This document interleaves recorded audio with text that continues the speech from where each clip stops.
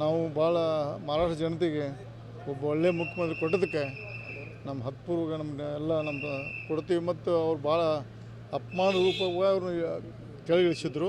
ಅದು ಇವತ್ತು ಮಹಾರಾಷ್ಟ್ರ ಜನತೆ ಅವ್ರು ಏನು ಹೇಳಿದ್ರಲ್ಲ, ಅವರ ಒಂದು ಡೈಲಾಗ್ ಹೇಳಿ ಉಳಿದರು, ನಾ ಸಂಬಂಧ ಇರೋದನು ಸಂಬಂಧ ಯಾವಾಗ ಹಿಂದೆ ಹೋಗ್ತೈತೆ ವಾಪಸ್ ಬರ್ತೈತೆ. ಹಂಗೆ ನಾನು ನೋಡಿ ನನ್ನ ಕಿನಾರಕ್ಕೆ ಮನೆ ಕಟ್ಟಿಬಿಟ್ರೆ ವಾಪಸ್ ಅದಕ್ಕೆ ವಾಪಸ್ ಬರ್ತಂದು ಅಪ್ಪಕ್ಕ ಬಂದು ಅಧಿಕಾರ ಶುಕ ಮಾಡಿದಕ್ಕೆ ನಾವು ಹತ್ಪೂರ್ವ ಅಭಿನಂದನೆ ಸಲ್ಲಿಸ್ತೀವಿ. ಸಂತೋಷ. ಕರ್ನಾಟಕದಲ್ಲಿ 2028ಕ್ಕೆ ಮತ್ತೆ ಪುಟದ ಹೇಳ್ಬೋದಾ? ಪುಟದ 100% 140 ಸೀಟ್ ಜಾಸ್ತಿ ಬಂದು ಭಾರತೀಯ ಜನತಾ ಪಕ್ಷ ಅಧಿಕಾರ ಬರ್ತದೆ. ಕಾಂಗ್ರೆಸ್ನಲ್ಲಿ ಪವರ್ ಶೇರಿಂಗ್ ವಿಚಾರ ಚರ್ಚೆ ನಡೀತಾ ಇದೆ. ಅಧಿಕಾರ ಹಂಚಿಕೆ ಸೂತ್ರ ನೋಡ್ರಿ, ಕಳೆದ ಒಂದು ವಾರದಿಂದ ಸಿದ್ದರಾಮಯ್ಯ ಮೊದಲಿನ ಸಿದ್ದರಾಮಯ್ಯ ಮಾತಾಡ್ತಾರೆ. ಧನ್ಯವಾದಗಳು. Thank you sir. ವಿಜೇಂದ್ರ ಅವರು ಗುಲ್ಬರ್ಗಾದಿಂದ ಸ್ಟಾರ್ಟ್ ಮಾಡ್ತಾ ಇದ್ದಾರೆ.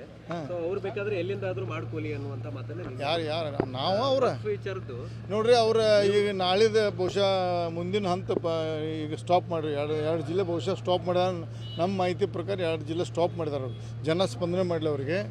ಅವ್ರು ಜನ ಕೇಳ್ತಾರೆ. ಈಗಾಗಲೇ ಬಂದು ಹೋಗಿ ಅವ್ರು ದಿಲ್ಲಿ ಮಾಡ ಕೊಟ್ಟರು, ಈಗಾಗ ಮಾಡ ಅನ್ನುವಂಥ ವಿಚಾರ ಬಂದಕ್ಕೂ ಸ್ವಲ್ಪ ಅವ್ರಿಗೆ ಅಂತ ನಮ್ಮ ಸುದ್ದಿ ಬಂದಕ್ಕೆ ನಮ್ಮ ನಿಜ ಸಂಗತಿ ಗೊತ್ತಿಲ್ಲ. ಜಿಲ್ಲೆಗಳಲ್ಲೇ ಮಾಡ್ತಾ ಇದ್ದಾರೆ ಸರ್. ನನಗೆ ಗೊತ್ತಿಲ್ಲ. ಬಾಗಲಕೋಟೆ, ಯಾದಗಿರಿ ಅವ್ರು ನಮಗೆ ಗೊತ್ತಾಗ ಯಾಕೆ ಮಾಡ್ತಾರೋ ಏನು ಗೊತ್ತಿಲ್ಲ. ಬಟ್ ಏನಾದ್ರು ಪಕ್ಷ ಸಂಘಟನೆ ಒಳ್ಳೆಯದಾಗಲಿ. ಬಿದ್ದಾರೆ ಸರ್ ಅವರು. ಆಲ್ರೆಡಿ ಬೇರೆ ಕಡೆ ಮಾಡಿದ್ರೆ ಓಕೆ ಸರ್. ನೀವು ಹೋದಲ್ಲೇ ಮತ್ತೆ ಜನರನ್ನು ಸೇರಿಸ್ಕೊಂಡು ಅದನ್ನು ನೀವು ಮಾಧ್ಯಮಕ್ಕೆ ಕೇಳಬೇಕು.